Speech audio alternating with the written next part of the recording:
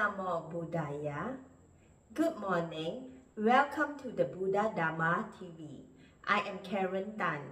As usual, we begin our program with the Buddhist blessing. Namo tassa bhagavato arahato samma sambuddhassa. Namo tassa bhagavato arahato samma sambuddhassa. Namo tassa bhagavato arahato samma sambuddhassa. Iti piso bhagava araham samma sambuddho vichacharana sampanno sugato lokavidu anuttaro purisa dhamma sarati sattha deva manussanam buddho bhagavati Swakato bhagavata dhammo sanditthiko akaliko ehipassiko opanayiko paccattam veditabbo vinyuhiti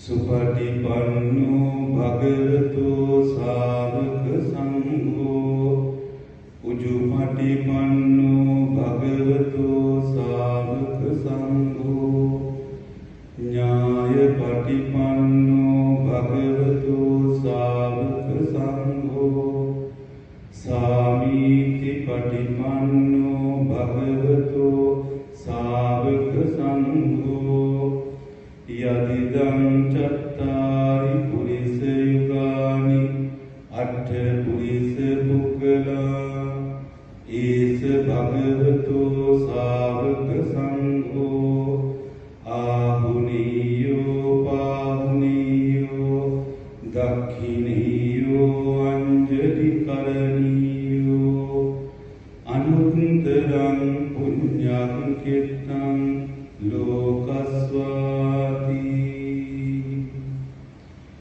etena sacca vajjena sottite hotu sabbada etena sacca vajjena sottite hotu sabbada etena sacca vajjena sottite hotu sabbada.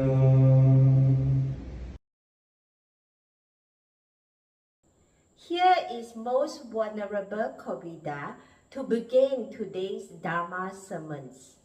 His topic today is Buddha's cure for birth, sickness, old age, and death. So good morning, everyone. And I would just like to mention again, like last Friday evening, that the speaker is not an authority. Or please try to see the speaker not as an authority. Somebody who's trying to convince you of anything, because that is not the Buddha's way. We're investigating together, and I mean that, together as spiritual friends, as Sangha. The true meaning of Sangha means spiritual community. It's not just monks and nuns. Sangha means everyone.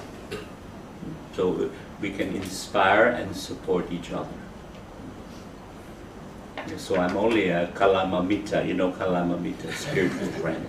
And the Buddha also said that, you know, I'm not a guru, you know, the traditional guru that you worship, you know, and touch his feet and accept everything that the guru says. So the Buddha was such a radical teacher. Not only the way he taught, but what he taught. So radical. And you can imagine, many people had difficulty understanding him. or even getting used to his way of teaching. You know, when he said, you have to question everything. Question, how do we do that? You know, because it's so easy just to accept what somebody is saying, right? You follow that person, including what to believe, how to pray, even what direction you face in when you pray, because they believe that, right? Different directions. You did special prayers according to what direction you faced.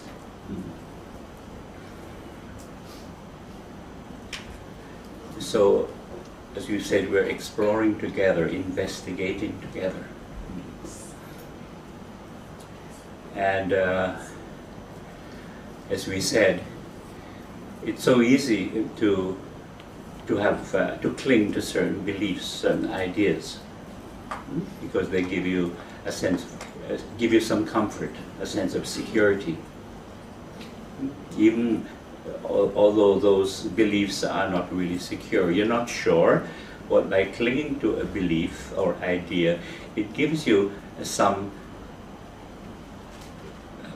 confidence. You know what I mean? I believe this, I believe that. Yeah, of course, it gives you some confidence, you know, to deal with the uncertainty of life, and of course the great mystery of death, as we spoke about last Friday.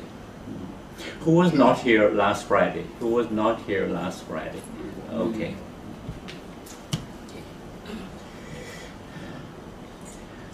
Maybe you're afraid to listen to the great mystery of death and the unknown. So you stayed away. But this morning I've caught you. You have no choice now but to face the great mystery of death and the unknown. And also you can believe, you know, because death is such a great mystery, the great unknown, why believe, you know, that, you know, when people depart, people die, they, you know, they depart as spirits, you know, as invisible beings, right? Because you don't see them anymore. You don't see a dead body. And as you know, a dead body is useless, right? You either have to bury it or you have to cremate it, right? It's like that. So, and this is why, you know, cultures, not only Chinese, many cultures believe that people, you know, when they die, they become ghosts and spirits, right? Invisible beings, right? Because you can't see them, but by believing so, you know, you can make offerings, make offerings to them. And in a way, it's nice, you know, in a way that you can make offerings to departed beings, you know, family members, close friends, and so on. But sometimes the power of the imagination, you know, controls us, and then we have all these fears.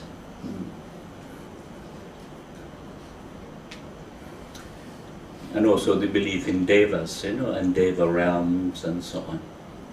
For example, you know, the well-known teacher from Thailand, Ajahn Chah, you know, the last, what, almost 10 years of his life, he was unable to speak or to teach. But the Thais, you know, they like to believe that he was teaching in the Deva realm. He couldn't teach humans anymore, but he could teach the Devas. It's a nice thought also. Yeah. Whatever gives us a sense of comfort. So this topic this morning is also very fascinating subject. How the Buddha was able to find a cure for birth, for initially sickness, aging, and death. And when he found this cure, he also found the cure for birth, because it's all connected. And initially, it seems a bit puzzling. What do you mean find a cure for sickness, aging, and death? Because his physical body had to experience sickness, aging, and death, right? So the cure was obviously a mental, psychological cure, based on his profound insight into the nature of of non-self, emptiness. And the reason why he was keen to explore this matter, sickness, aging, and death, was you may remember when he was Prince Siddhartha and he was finally allowed out of the palace, and his friend took him around to see the cities and normal life. You know, he saw the three sights. You know, he saw a very old man, very frail, you know, bent over. And he was very disturbed by that, because he had never seen somebody that old and that frail. Of course, in the palace, you know, he saw older people. His father, you know, was getting old. But he had never seen somebody that old and that frail, you know, all bent over, you know, maybe walking with a stick. And then he saw this man lying by the roadside, you know, covered in infections. It was so shocking. And being very compassionate, you know, he just responded, and he thought he was trying to help this person. But his companion said, no, you cannot touch that person, because he has this contagious disease, and you might catch it, and you might also get that sick, you see. Because he was so sheltered in his father's palace. And then, of course, you know, he saw them carrying a rat body on a bamboo stretcher. And in India, you see this all the time, even today. They were taking the stretcher down to the river. And initially, he thought it was like a street drama. Because in those days, like in medieval Europe, you know, they had a lot of street dramas and musicians. It was just a part of the entertainment. You know, they didn't have television, you know, like we have today. So initially he thought it was a street drama, you know, they were playing, you know, where they're carrying this rat body. And initially he thought it was just an actor. It was not a dead body, it was just an actor, you know, pretending he was dead. And they took the body down to the river, and they placed the body on a pile of wood. And he still thought it was a drama. And then, you know, they lit the fire, and the fire is burning the body. And Siddhartha was just so shocked. And he asked his friend, you know, why isn't this person screaming, right, from the fire? He said, no, that's a dead body. It doesn't have any feeling, any life, and so on. So he was so shocked by this. And then his friend said, yes, everyone must die, you included. And Siddhartha said, even my beautiful wife, you know, the princess says, even your beautiful wife has to die one day. So it was very traumatizing for him. And as you know, seeing those three sights greatly affected his outlook on life. And he realized that his life of privilege and pleasure was utterly meaningless, because he had this very compassionate, inquiring nature. So when Prince Siddhartha made that final renunciation, and as you know, he had to go in the middle of the night, because, you know, his father would have opposed it, because he was supposed to be the future king, right? What was foremost in his mind, Prince Siddhartha, was, how can I find a cure for sickness, aging, and death? That is why. That was the foremost thing in his mind. And eventually, when he became the Buddha, the Enlightened One, he was able to find this cure. As I mentioned initially, you wonder, you know, how can you find a cure for sickness, aging, and death when his physical body had to experience those things? So it had to be a psychological, mental cure based on profound wisdom and understanding. So sometimes people think, you know, you must have found some magic medicine, you know. So, you know, these medicinal plants in the forest. He found some magic medicine that could cure sickness, aging, and death. So to understand this cure, when he realized the truth of non-self, that there's no permanent self in the body, then he began to reflect on the body, and he realized that the body was not a personal thing. Because normally, the way we're conditioned, we see the body as me and mine. Me and mine. And as you know, if somebody praises the way you look, you're very pleased. And if somebody criticizes the way you look, or insults the way you look, or what you're wearing, you see how upset you get. And in North American culture, when people meet each other, the first thing they always say, "Oh, you're looking so nice today." It's all flattery, all flattery. Yeah. And as you know, when you become addicted to flattery, to hearing nice things, you're very afraid of the opposite, right? Of people insulting you. Yeah. Yeah. Or you look, terrible, you look ugly, or what you're wearing, and so on. And of course, every time we look in the mirror, we think that image is who we are. And half the time we're not pleased with that image, right? Too fat, too thin, right? I'm having a bad hair day, we say. Hair is looking terrible. More wrinkles, turning gray. And in my case, my beautiful long hair started to fall out. A lot of fear, anxiety. And sometimes you look in the mirror and you say, okay, today I'm not too bad, I'll never win a beauty contest or become a fashion model, but today I'm okay. But 2 days later, you look in the mirror and said, oh my God, I look awful.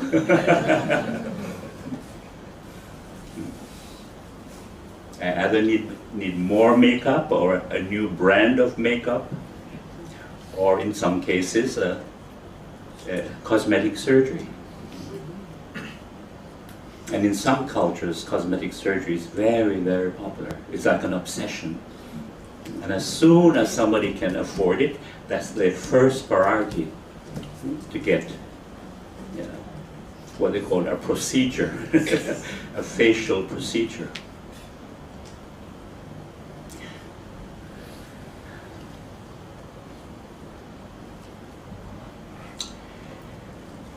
So when the Buddha realized the truth of non-self, that there was no permanent self, that the self was only a conditioning in the mind, that it was not something permanent,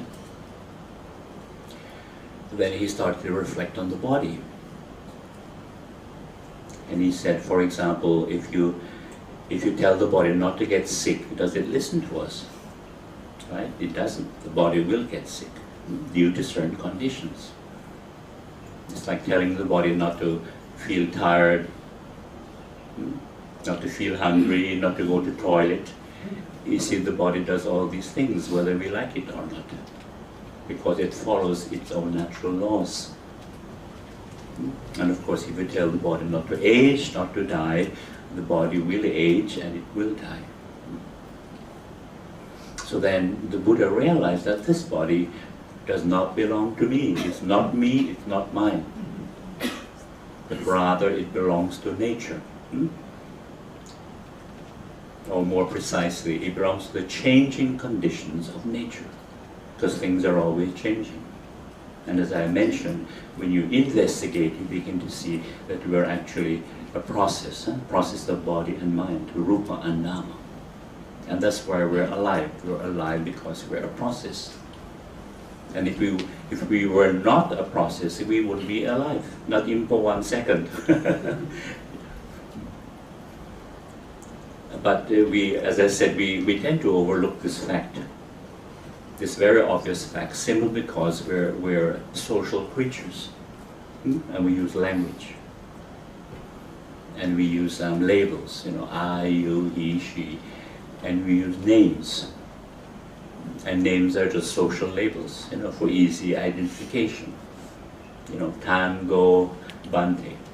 They're only social labels, just like the eye. It's just a social label.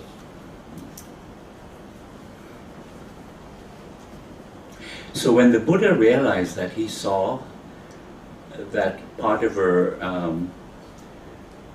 suffering comes from this belief, this identification that this is me, this is my body.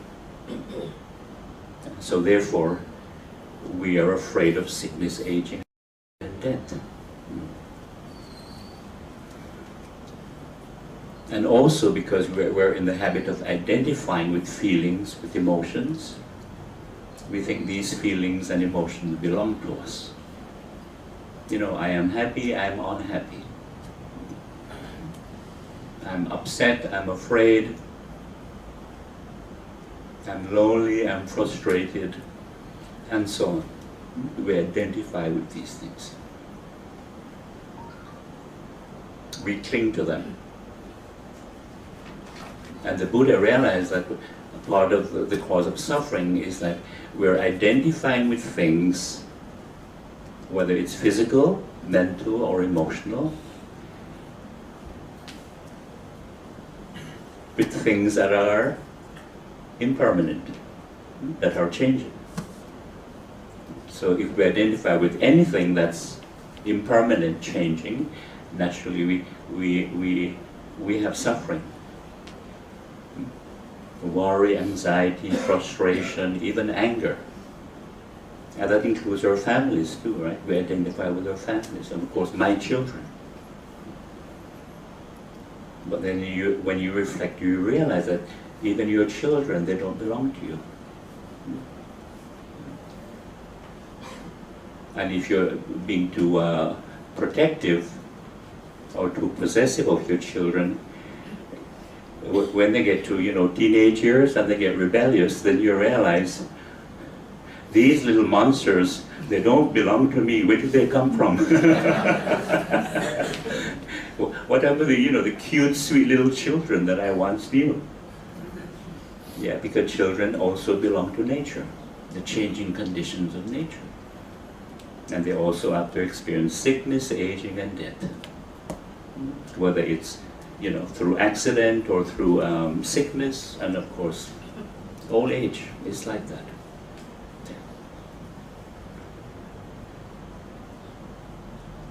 And the Buddha said, because we have this habit of identifying with everything, and we cling to them as something personal, we also identify with sickness, aging, and death. We say, I am sick. My sickness. I'm getting old, my aging, and of course, I'm going to die. So my death. So the Buddha said, because we are clinging to sickness, aging, and death, the way we cling to the body as mere mind, of course there is suffering. There's mental, emotional suffering.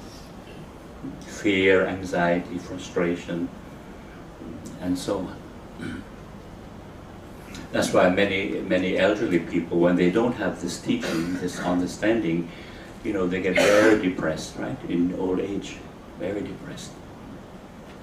Because they remember when they were young and energetic and anything was possible, and here they are now being very elderly and their life is very limited.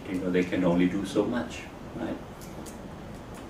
And because they don't have this wisdom, this understanding, and of course the training in mindfulness, they become very, very depressed, very angry, very anxious.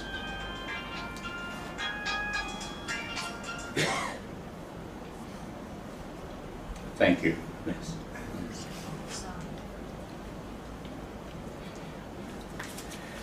So I'll just read this.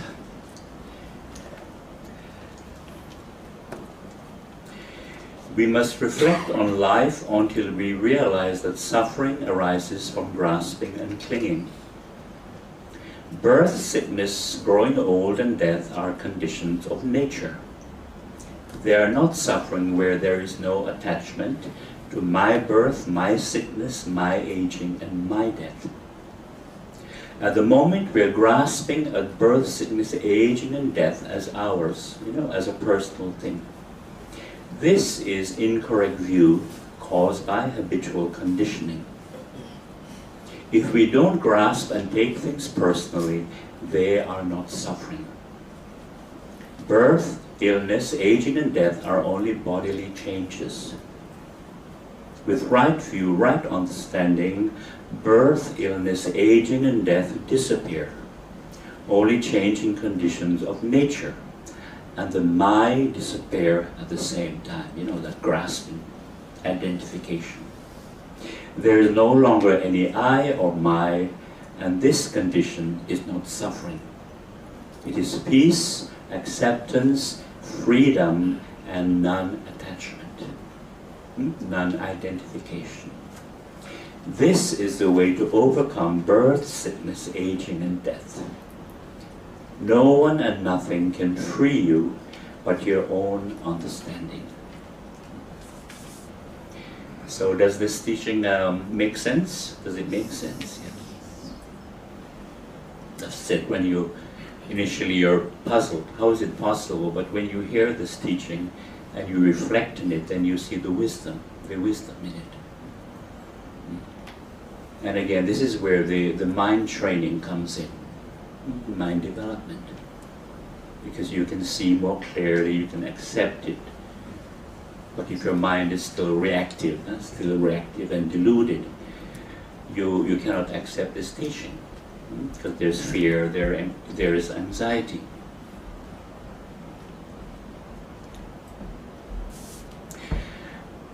And now let us investigate birth.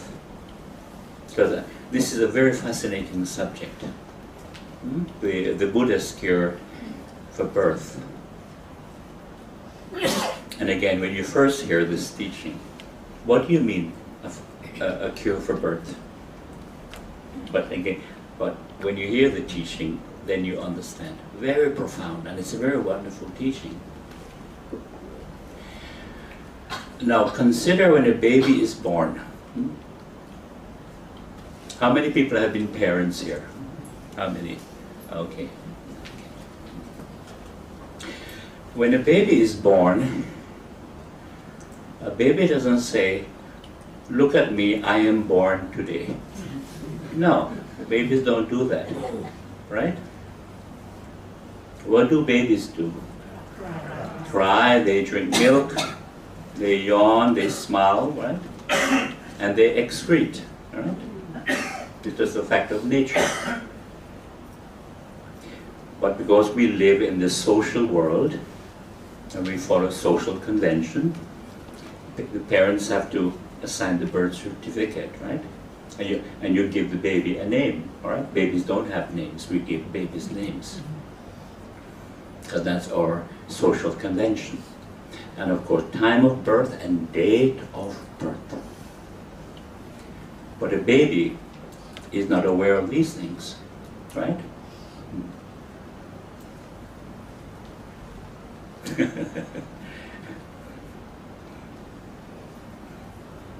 And of course, if the child is healthy, the child grows, and the parents celebrate first birthday. Of course, the parents are happy because the child survives, because many times a child isn't strong enough to survive. But to a young child, a first birthday has very little meaning, right? And then you have second birthday, third, fourth, and so on. And as the child gets older, the idea of birthday and age becomes more significant. But it's a conditioning, it's a social conditioning. You're told, oh, you're 2 now, you're 3, you're 4. And of course, birthdays become more and more special. Because you have birthday parties. Can you remember when you were that young? Right? You have cake, ice cream, and a lot of snacks. And of course you play with your young friends. And most importantly, you get presents, right? Yes. Presents. Just like Christmas. Maybe not so much here, but in the Western world, Christmas is big deal, and of course it's big business. For most people now, it's not a spiritual holiday, it's all commercialism, you know. And that's where, you know, all the shops make the most money during Christmas. Because everyone buying, you know, to give presents. And you can imagine, you know, as a young child, you go crazy. Because there's so much commercialism and hype also on television. So by Christmas morning, even Christmas Eve, some children are so excited they don't want to go to bed because of presents, right? They can't wait to open the present, you know, on Christmas morning. And they're told, you know, Santa Claus is going to bring the presents tonight when you're fast asleep. So this is why birthdays become more and more significant for a child growing up. So in other words, the idea of birthdays and the idea of age is a conditioning in the mind. So in other words, what the Dharma is teaching us, that this I who we have today was never born. Understand? It was never born. It's something which is conditioned, slowly conditioned. Including the idea of age. And it becomes a very strong attachment for many people. Now in Sri Lanka, birthdays were never celebrated.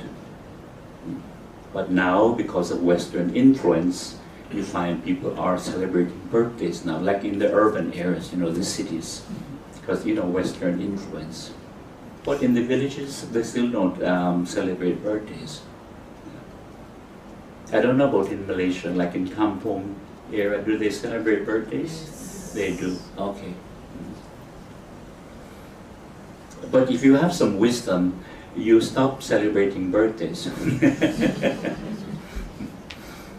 And for me personally, I think it's a good sign, you know, when my birthday will have come and gone, and nothing special, just another day. But I know it's a very strong attachment. It's not easy to let go of. Partly because of the social conditioning, you know, and all your friends are celebrating birthday. And of course, they expect you to remember their birthday, right? And if you don't remember your friend's birthday or your partner's birthday, it is big drama. Very big drama. Yeah. That's the nature of attachment, strong attachment.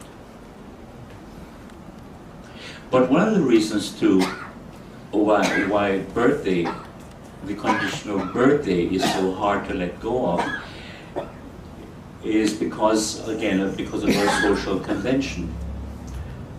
And every time you have to fill out a form, right? You have name and date of birth, right?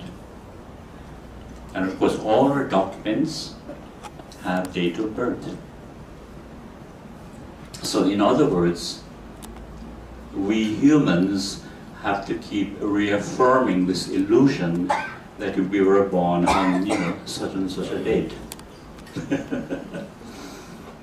That's because of our social convention. But if you do have some wisdom, some understanding, you become less attached to age than to birthdays. So this is why I mentioned before, when people ask me my age, or if they're brave enough to ask me my age, I just say I'm timeless.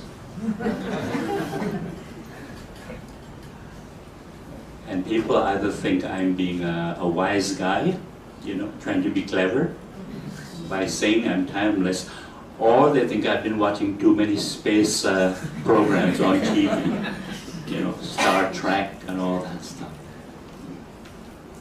But the truth is that when you're living a more simple life, and you're practicing and you're more in the present moment, because that is what mindfulness is, awareness, you do feel more and more timeless.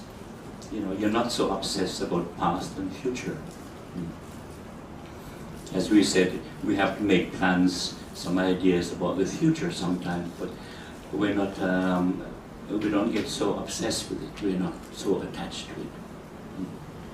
That our future plans and goals and so on, they should only be tentative, flexible ideas, because the future is uncertain. And from experience, if you become too obsessed, too attached to a certain goal, you experience anxiety or worry that those plans, those goals won't happen. This is why one of the understanding is that whenever we have a certain craving or desire or expectation, very often there is some fear, some anxiety. So, fear, desire and fear often go together. The fear that you're not going to get what you want, or you fear that you won't be successful in what you'd like to achieve. But as human beings, we're so attached to numbers, right? So when people ask you your age, you're expecting a number. So ladies, if you're sensitive about your age, tell people you're timeless. Don't give them a number. You're so attached to numbers. I was telling the story recently about there's a Vietnamese monk I know in Canada, and sometimes I meet him. And every time I mention, that I had a class or a one-day retreat, the first question is always, how many people? Always. And I always say, well, I don't really count. It's just my nature. But I said, about how much? Can you guess? How much? How much? How much? So obsessed with number. So I thought, okay, next time I'm going to fix him. So next time he asked me, I said 350 people came. Wow, really? But of course I was joking. I said, don't you know I'm really famous? We're so attached to numbers. And maybe you can see it in yourself, because it's a part of our conditioning. Yeah. And I always tell people, if one person comes to the class, it's okay. And if nobody comes, also okay. Yeah, that's the freedom of non-attachment, non-expectation. That's why there's a very wise saying. It goes, expect nothing, and you won't be disappointed, right? It's like this. Now, I mentioned before that that who we really are is this process of body and mind, and that the I is only a label, a social label that we use to communicate. But because we're using the same label I, and the equivalent in other languages, it gives the impression that this I is permanent. And as you know, if you have to speak a lot in one day, you can use this label I many, many times, hundreds of times. And that's why it gives the impression that this I is rock solid, it's everlasting, it is always there, the I is always there. It gives the impression in the mind, in consciousness that, it's this I is permanent. And it is at the center of the world. It is separate from the world. It feels separate. But when we have the time to reflect, we begin to see that it's just a label. But we just have to keep using it. And you understand this more clearly when you're on a retreat. When you're quiet, you're more present, and of course you're observing silence. So you don't have to be saying I all the time. But if you're always thinking and using I, this I does feel separate somehow. And that's why we ask that question.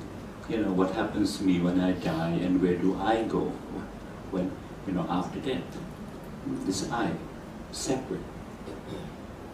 But as I explained, we are not separate from nature, from the world.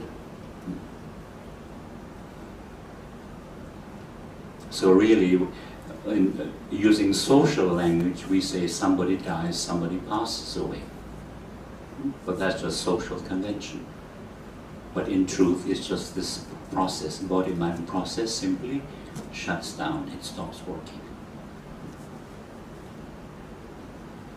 And on the level of the five aggregates, the five aggregates just stop working. And the other evening after the talk on Friday, a lady said to me, but how about a young man? I guess in her own family, a young man had committed suicide. And of course, it's very sad. And the family, of course, believe that the spirit, the spirit of a young man is there, and they have to do a ceremony, and so on. So she was asking me that is there such thing as a spirit, a departed spirit? I said, well, from my understanding, there's no departed spirit, but if it gives the family comfort to accept this tragedy, then I said, of course, you do something. But it's really the family who benefits from this tragic loss. So while I mentioned these five aggregates, I would like to give you a simple example of these five things working. Because when we first read or hear about these five aggregates, these five factors that create daily experience, it sounds a bit complicated. And we don't see how these five factors are related to our daily experience. But the interesting thing is that these five things are working all the time, but we're not aware of them because they happen so quickly. So to refresh your memory, the five factors are the physical form, which includes all our sense organs, right? Then there's feeling or sensation, there's perception, there's mental reaction, mental formation, and there's consciousness. And I would like to clarify more what perception is, because many people are not really sure what perception is. And of course, consciousness. Perception is not only experiencing something through seeing, hearing, smelling, tasting, touching, and thinking, but is the ability to recognize a sense object. A good example is, say you're listening to the radio and you recognize a song, and sometimes you recognize the artist, the singer. That's perception at work. Your ability, not only are you hearing, but you're recognizing the music, the song, and the artist. So in other words, perception is related to memory, right? You're able to recognize something because of memory, previous experience. Just like when you taste something, you recognize a certain flavor, certain taste. And the perfect example of this in this part of the world is the smell of durian. Right? You can all relate to that. Because if you leave Malaysia and you start traveling around the world, even North Pole or South Pole, if you smell durian, you know exactly what it is, right? No doubt. That's the power of perception, right? You recognize it. And I always find it interesting when I visit Chinatowns, because in North America we have large Chinatowns, like in Toronto, Vancouver, New York, and San Francisco. San Francisco has the largest of all. And these Chinatowns, you can see all the fruits from Southeast Asia. Of course, you see durian, rambutan, mangoes, of course, mangoes now. And a lot of, say, the white Americans or white Canadians, when they see these fruits, they have no idea what these fruits are. But when you see those fruits, you know. And I know, because I've been here. It's like that, the power of perception. And another good example, and I'm sure you've all had this experience, say you're meeting a friend downtown somewhere, and it's crowded, and there are many people coming and going, and of course you're waiting for your friend, and you see so many faces, right? Coming and going, coming and going. But the moment you see your friend's face, right, among all those faces, wow, you recognize it, your friend's face. That's the power of perception. Now, with consciousness, I like to explain this because many people think that consciousness is some permanent entity in the mind. But as I explained before, consciousness is constantly changing because it is related to our sense experiences. And of course, the Buddha, in his profound wisdom, saw this. For example, when you took breakfast this morning, part of consciousness was tasting and smelling, right? But now, there is no tasting or smelling. So what do we have in consciousness at this moment? Seeing, right? Hearing, and feeling. You feel your body sitting. Now close your eyes for a moment.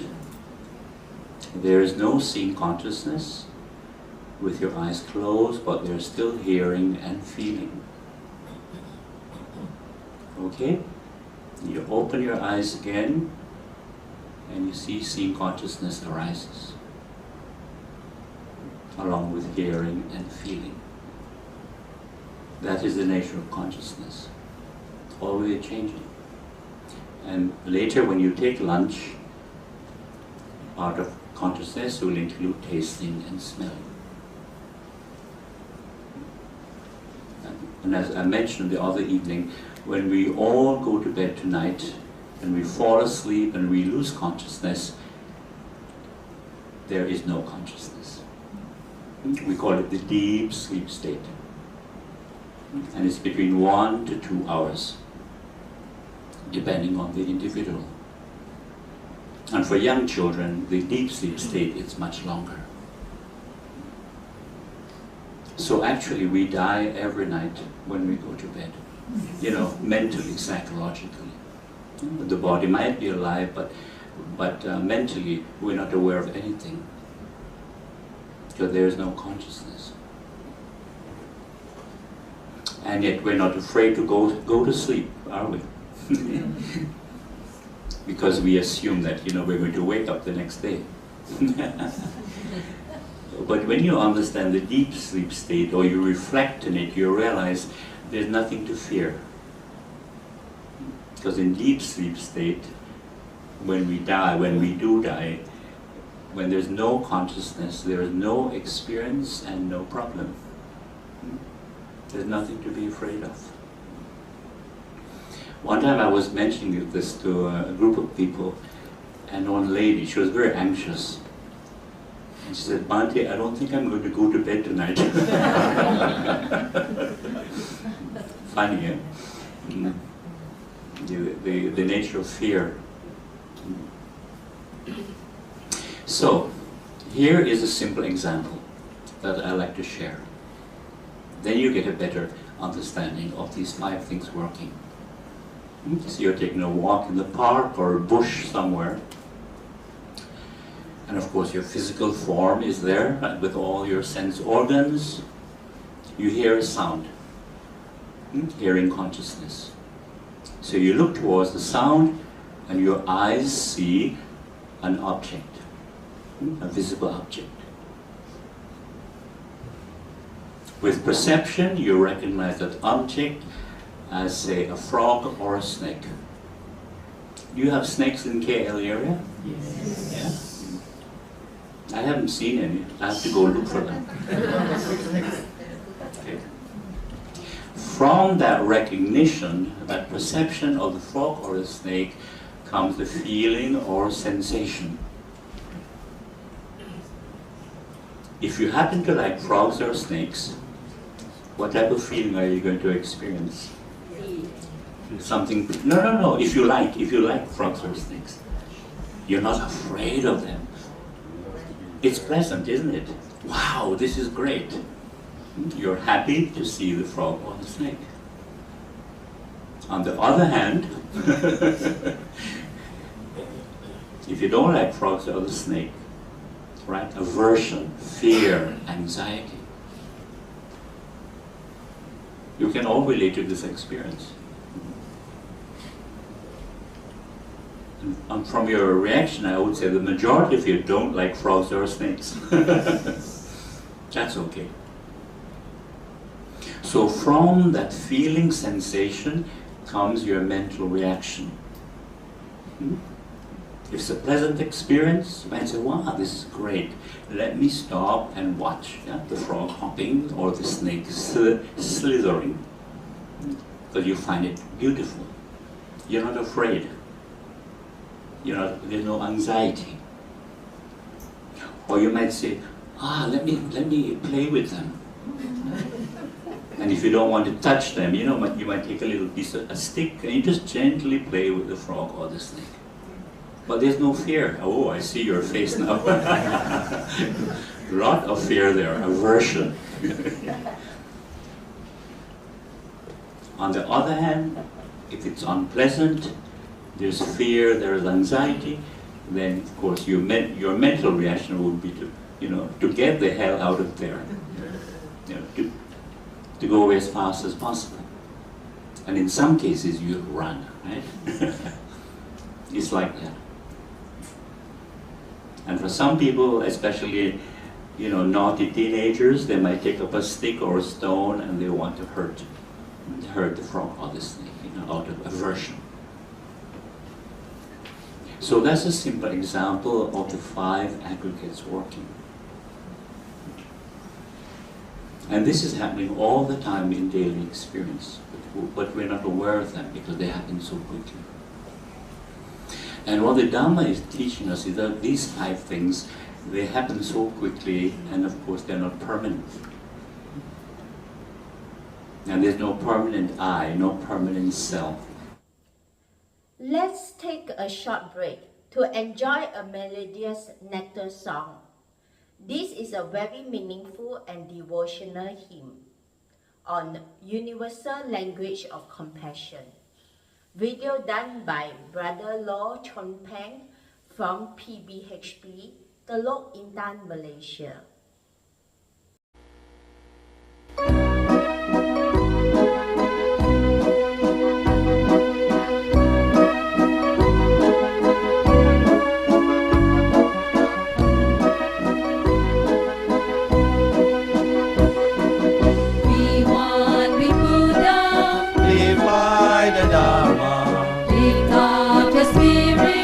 Be one with Sangha. Be like the dewdrop.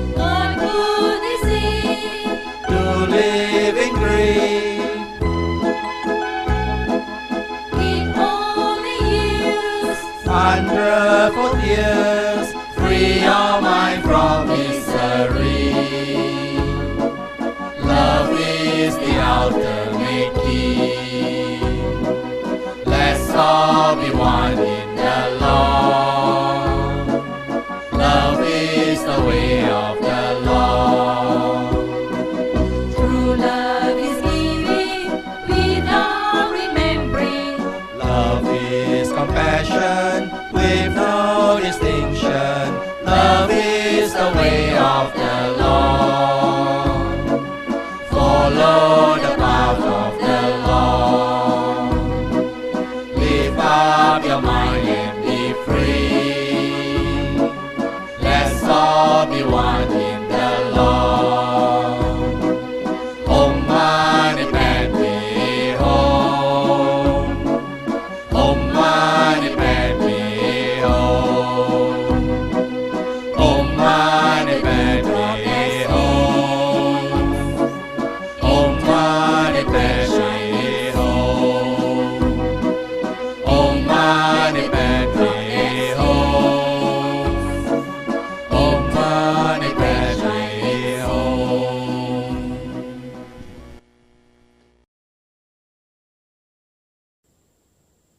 In our upcoming segment, Venerable Dr. Bande Punaji articulates a compelling insight into a popular discourse, that is Agana Sutta. Let us welcome the Venerable to elucidate on this topic. This is the first part of his enlightening sermon on this topic. Today we are going to talk about the Aganya Sutra.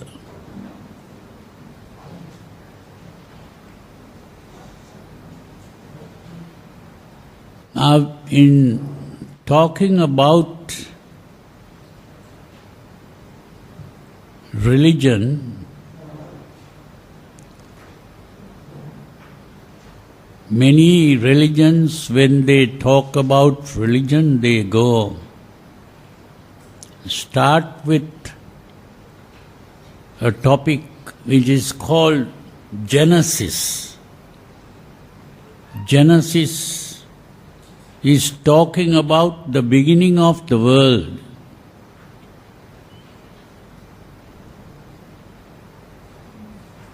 How everything came into being.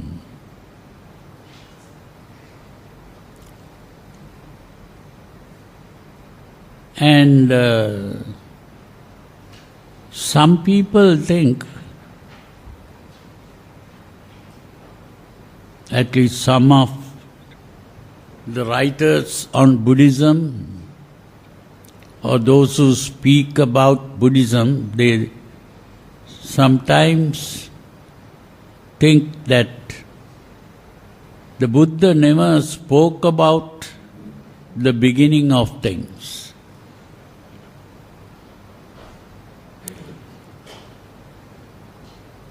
But that is not true. Here in this sutra called the Aganya Sutra, the Buddha speaks about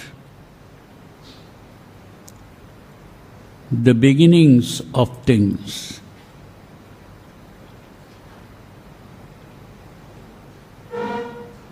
But there are also other sutras that speak about the beginnings in a different way. And that is what we call the Paticca Samuppada, which we translate as the antecedental concurrence. But here, this particular sutra called the Aganya Sutra speaks about the beginnings in a different way. In terms of evolution,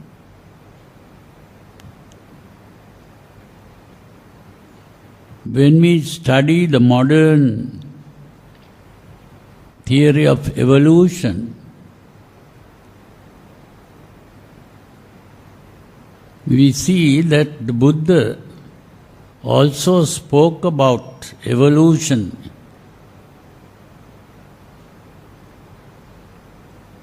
in a slightly different way.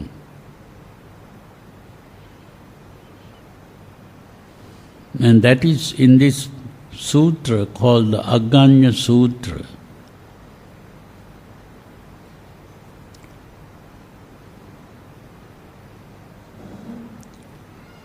Even before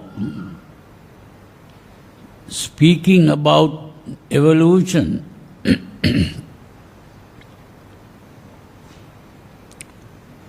the Buddha speaks about the idea of God. God is, of course, God with the capital G, that the believers in God talk about. Those who believe in God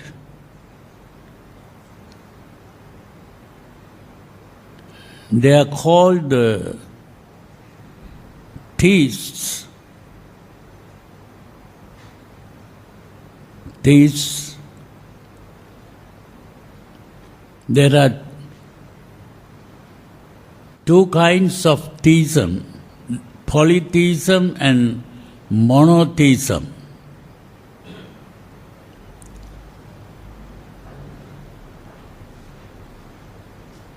Polytheism is where people believe in many kinds of gods, and monotheism, people believe in one God who created the world,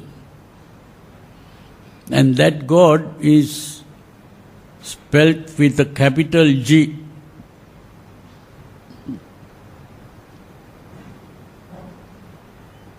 So when they speak of Buddhism, they say Buddhism is atheistic, because the Buddhists don't believe in a creator of the world.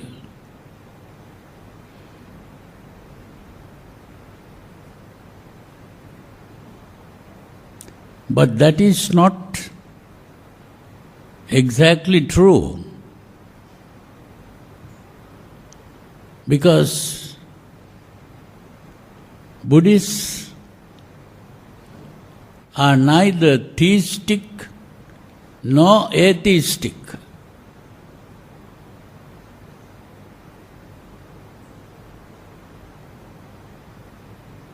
Buddhists are humanists. Buddhism is the only humanistic religion.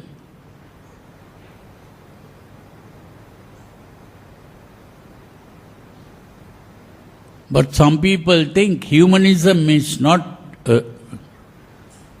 religious. But that is also not true.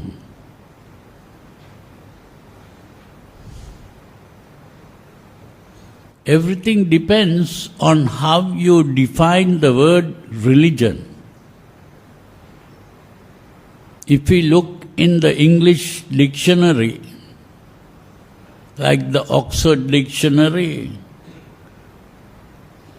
we see that religion is defined as the belief in gods or supernatural beings.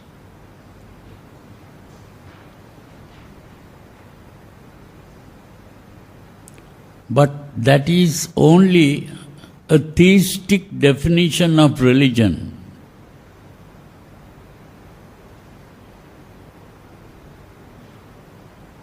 That is not a humanistic definition of religion.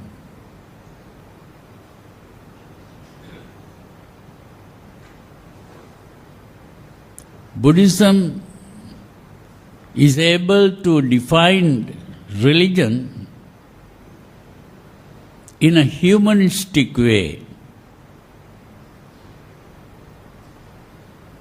And that method is to look at religion from a humanistic point of view. Now it is interesting to know the theistic point of view and the humanistic point of view. The theistic point of view is to see religion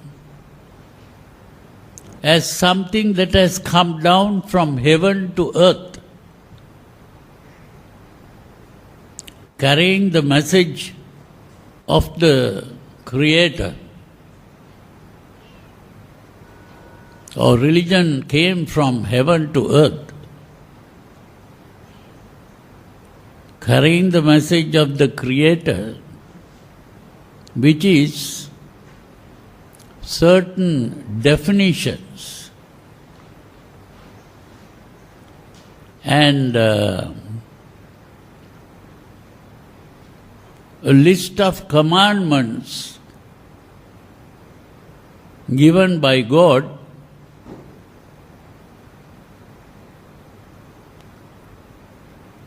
for the human beings to follow.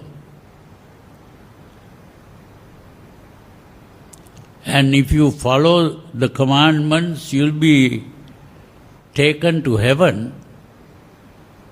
And if you don't follow the commandments, you'll be sent to hell to suffer eternal damnation in hell. But if you go to heaven, you will have eternal life and eternal happiness.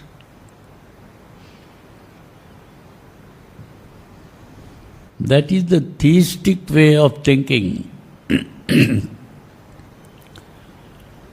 But the humanistic way of thinking is to understand that religion is not something that has come down from heaven to earth, but something that has grown up on earth to satisfy a human need, to solve a human problem.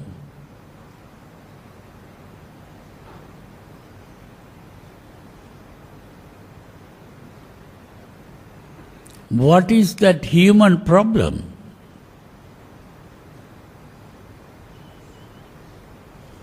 That is what is called the problem of existence.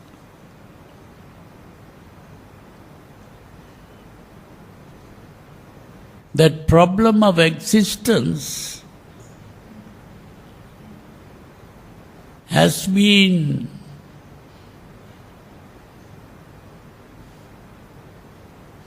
introduced by the modern existential philosophers who point out that out of all the animals in the world, it is the human animal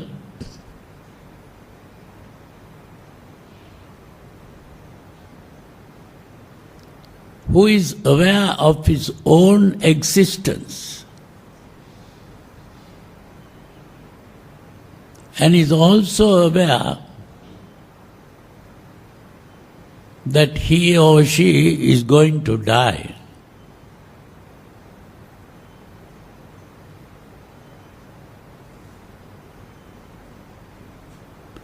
People celebrate the birth of a person.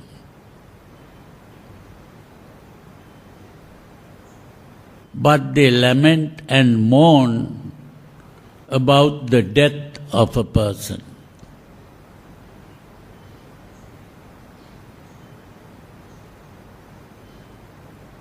They don't realize that birth and death are two ends of the same stick called life.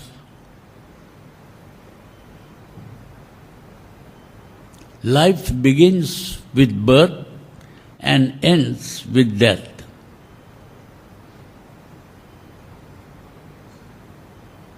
Therefore, to be born is to die. Therefore, birth is not a thing to celebrate.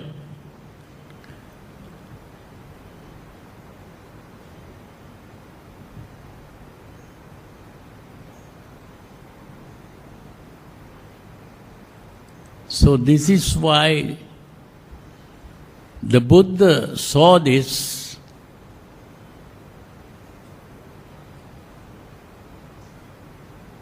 as a problem.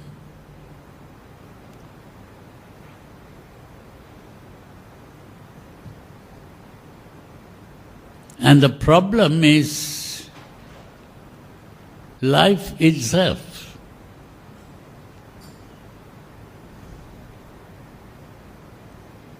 That life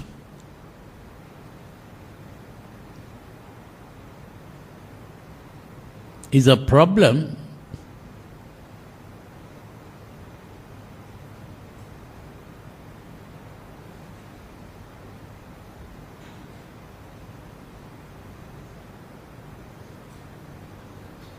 not because life is going on.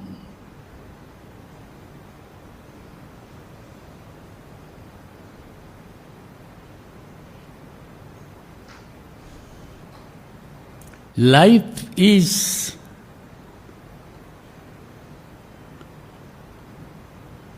a process.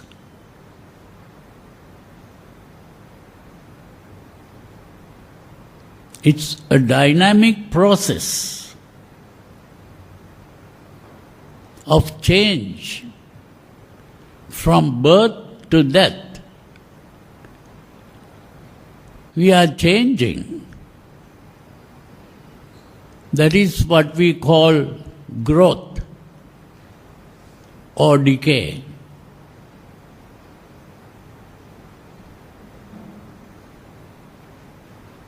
The young boy or girl is growing, but when you pass the middle age, you are decaying. The growth and decay is a change. If you take a picture of the individual that is born and you take the picture of the individual that is dying, growing old, they are completely different.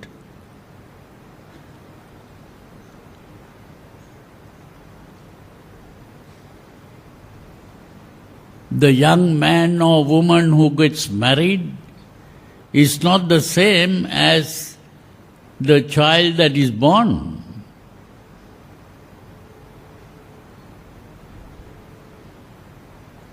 The old man or woman who dies is not the same as the young man or woman who got married. It's very different. So life is not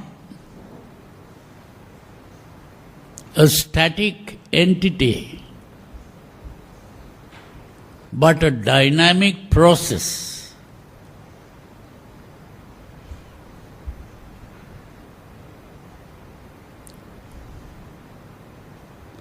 But we always think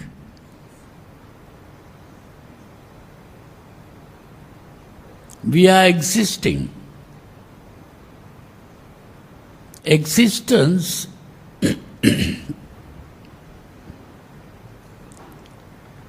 is a static concept in a dynamic reality.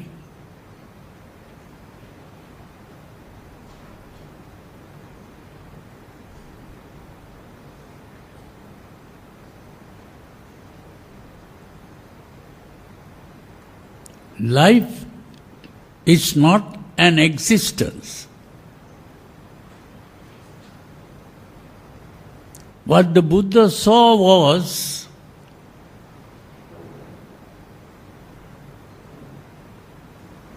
that we are making a mistake when we think we are existing.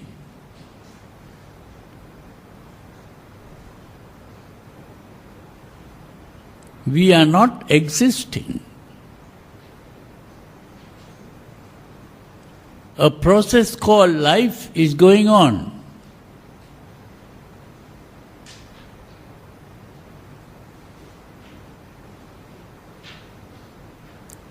And death is not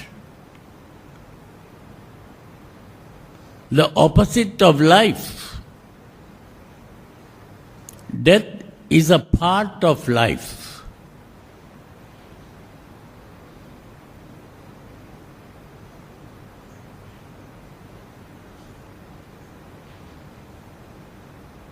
It's a change that is going on all the time.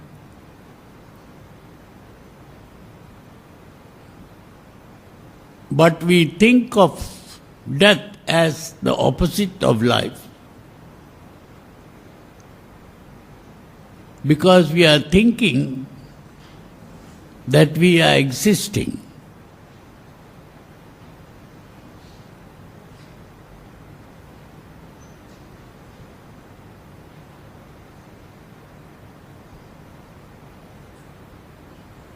This is why the Buddha began to speak of religion as an effort to solve the problem of existence.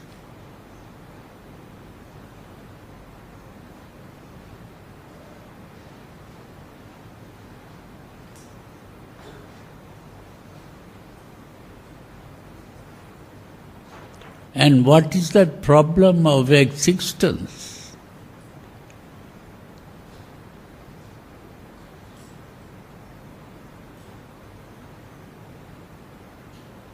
It is what is called the insecurity of life.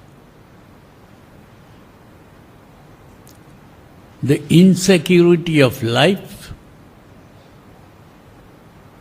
is that everyone has to die. And death is not for all people. Even young people can die. Even a child just born can die.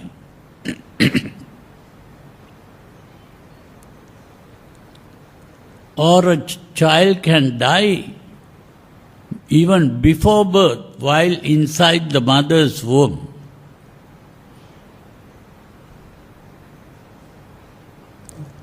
And we cannot predict the time of death. We don't know at what moment we are going to die.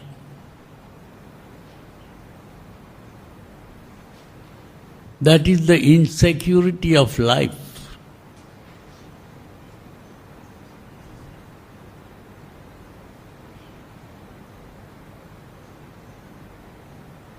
And this brings about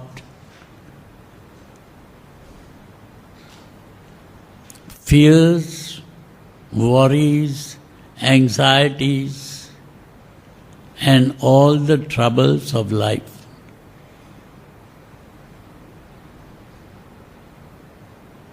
The insecurity of life.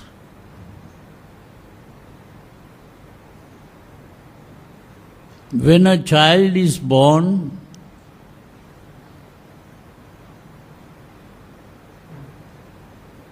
what we call birth is coming out of the mother's womb.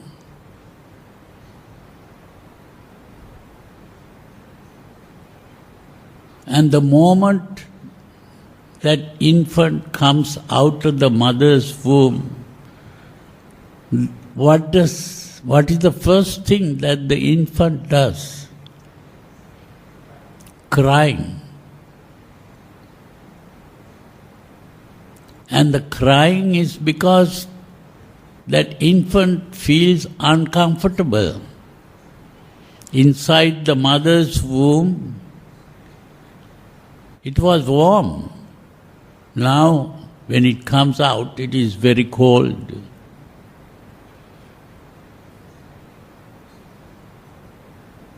And not only that, people begin to touch the child. No one touched inside the mother's womb. That is also uncomfortable. Then you begin to hear all kinds of sounds. That is also uncomfortable. We also begin to get all kinds of smells, which is also uncomfortable. And all kinds of tastes. And when you open your eyes, a light appears, which is also uncomfortable. And the worst thing is, you have to begin to breathe. Because inside the mother's womb, there was no breathing. So the child begins to cry.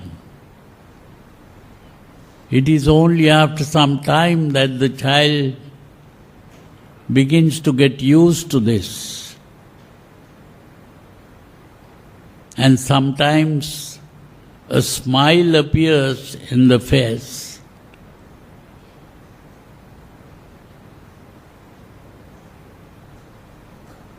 But still, this child remains insecure. For a few years.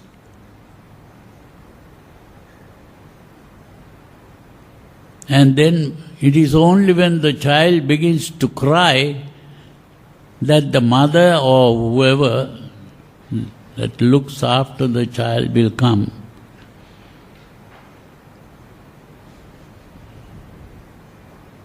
So that insecurity goes on till this child becomes an adult.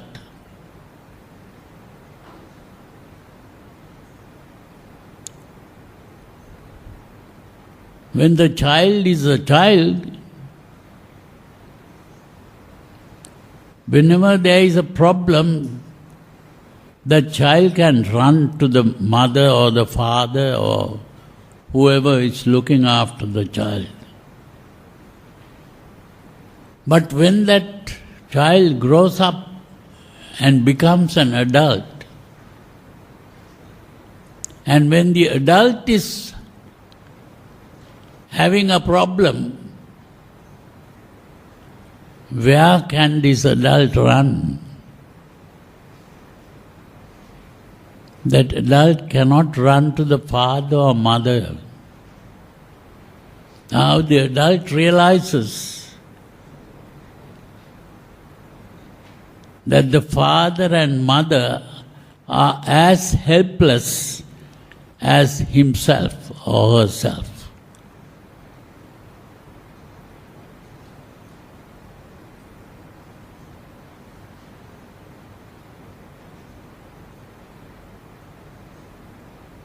Now what does the adult do?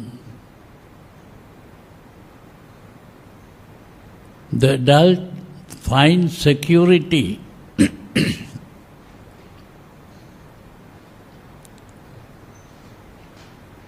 in being with others, society.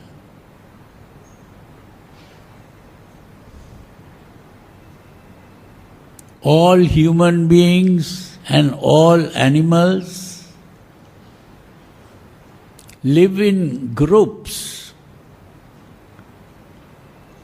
clusters, communities. And when they begin to live in a group in this way, they communicate with others. And to communicate with others, they need a language. And that language is important. So each community has a different language.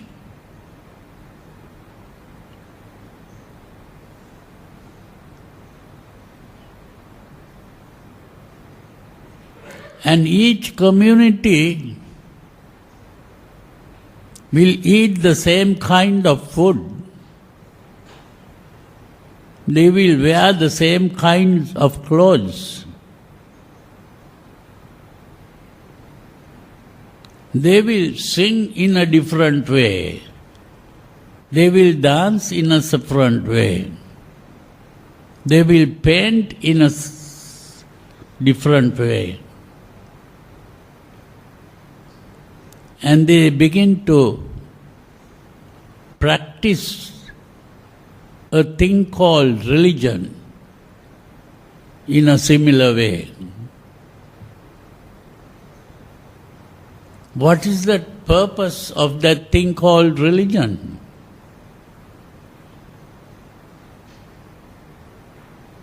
Because religion provides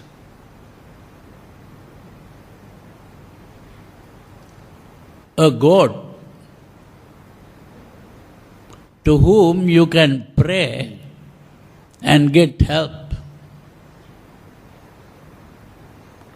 No one has seen this God. They have only seen either pictures or statues, but still they keep on believing, because that belief gives them a feeling of security. Security because the insecurity of life. So the adult can run to this imaginary God for help when they are in difficulty. This is why some modern psychologists have begun to say that religion is a collective neurosis, a mental sickness. And some political philosophers like Karl Marx said religion is the opium of the masses. It's like opium, because people take opium to run away from reality into a dream world, a fantasy. Running away from reality into a fantasy.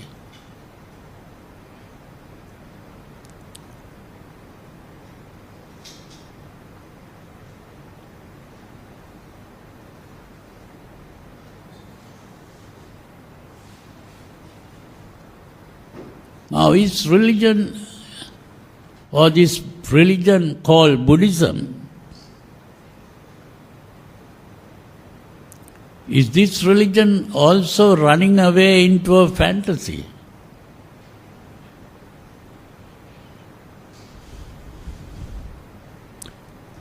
When Prince Siddhartha was born,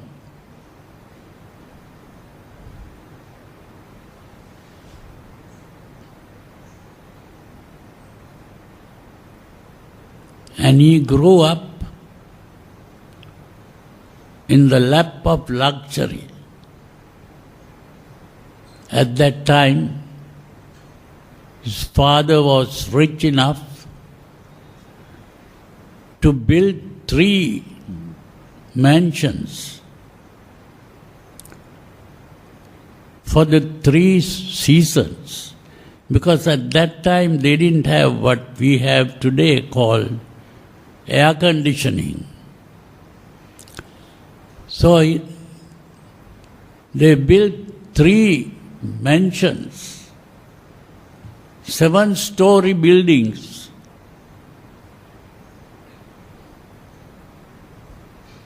In such a way that prince will not become uncomfortable due to the different seasons. And he was married at the age of 16.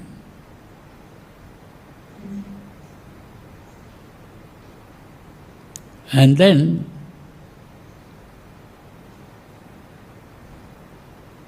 he never felt uncomfortable.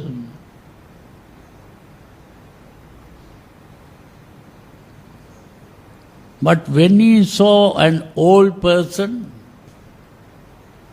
a sick person, and a dead person, he began to see the realities of life.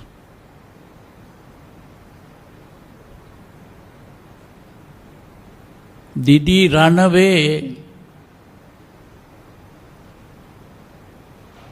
to seek help in a god or supernatural being?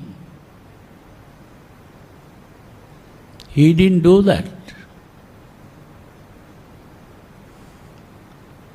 So he didn't go after dreams.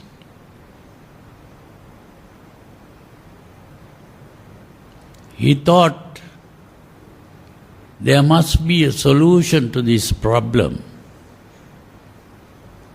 And he wanted to solve the problem by using human intelligence.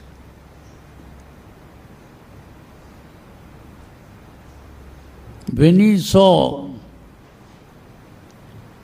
a person who has renounced the world, he began to realize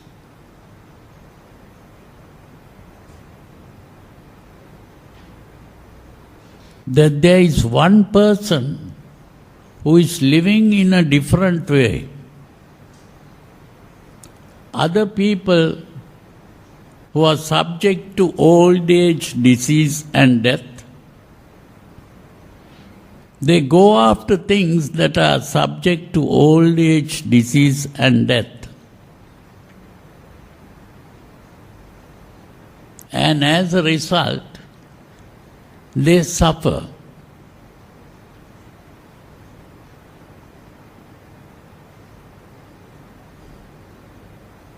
But this one person who has given up all that is not running after things that are subject to old age, disease and death. That is the right way to live. Keep all the years, 100 years, free your mind from misery. Love is the ultimate key. Let's all be one in the Lord. Love is the way of the Lord. true love is giving without remembering. Love is compassion with no distinction. Love is the way of the Lord. Follow the path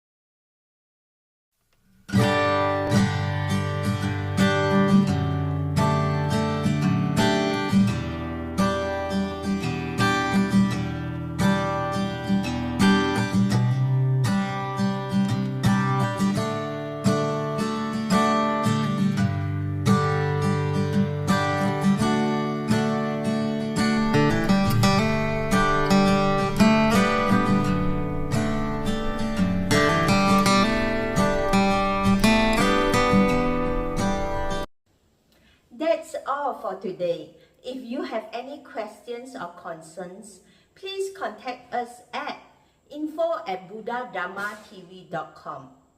We work hard to share the noble, peaceful, and sublime teachings of the Buddha with you, and helping you persuade the spiritual path under his wisdoms. Please encourage and support those interested in the rational and enlightened teachings of the Buddha. We believe our programs on Buddha Dharma TV will inspire peace lovers around the globe. Good night.